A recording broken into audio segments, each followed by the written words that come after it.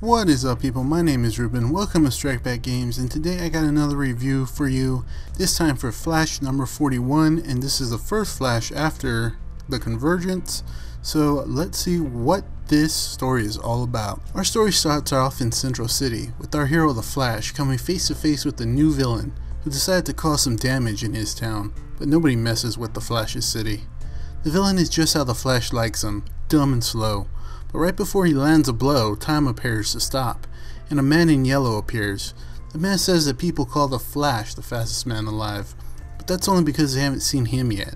He could just choke the life out of him right now, but not yet. He can wait a little longer. But soon, he will destroy the Flash and everything he holds dear. And with that, the man in yellow vanishes, and time returns to normal. But Barry notices something just happened, something he can't understand. This distraction results in him getting hit and knocked to the ground.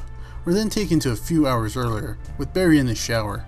He gets scared by Hartley's pet rat Moon. Hartley says not to mind Moon, but just to make sure he doesn't leave his breakfast lying around.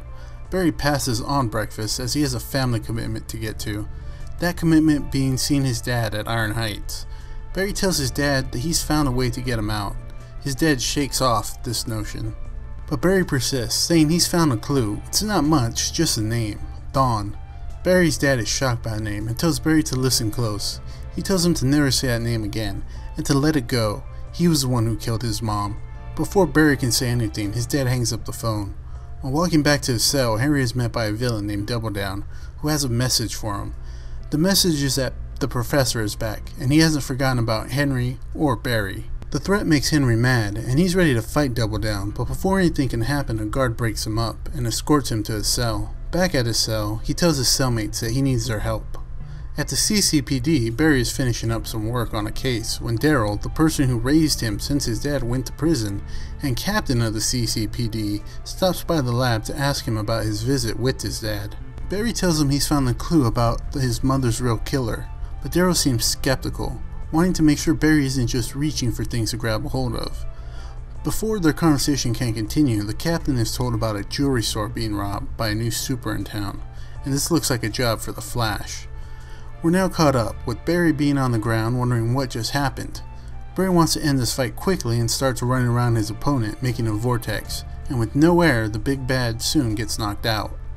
Barry lets the police clean up the mess, but can't shake the feeling of something worse on its way. Back at Iron Heights, Barry's dad has a heart attack, but don't worry, he's faking it. It's all part of his plan to escape.